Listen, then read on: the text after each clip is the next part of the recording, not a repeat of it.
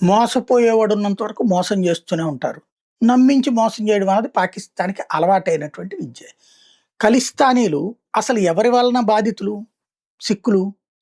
ఇందిరాగాంధీ మరణం తర్వాత వాళ్ళని కాంగ్రెస్ వాళ్ళు హింసించారంటే ఒప్పుకోవచ్చు. కానీ అసలు మొదట బాధితులెవరు? ఈ దేశం మీద దండయాత్రలు చేసిన ముస్లిం రాజులు. చివరికి గురు గోవింద్ సింగ్ పుత్రుల్ని చంపటానికి నువ్వు ఇస్లాంలోకి మారకపోతే నిన్ను చంపేస్తాను, మీ బిడ్డల్ని చంపేస్తానంటే అతను మతం మారడానికి ఒప్పుకోలేదు. చివరికి అతని బిడ్డల్ని చంపేస్తే భారతదేశంలో ఉన్నట్టు ప్రతి హిందువు తన మొదటి కొడుకుని సిక్కు కిందన ప్రకటించాడు. గురు గోవింద్ సింగ్ గిఫ్ట్‌గా ఇచ్చారు. అట్లాంటి వాళ్ళే ఇప్పుడు సిక్కుల తరం. అలాంటి అంత కీలకమైనటువంటి సిక్కుల్ని వాళ్ళలో వచ్చిన అసంతృప్తిని అడ్డుపెట్టుకుని రెచ్చగొట్టింది పాకిస్తాన్. మీకెందుకు భారత్ మీద వ్యతిరేకంగా పొమ్మంది. ఆస్ట్రేలియాలోను, అమెరికాలోన, బ్రిటన్‌లోన, కెనడాలోను. వీళ్ళందరూ ఎవరు?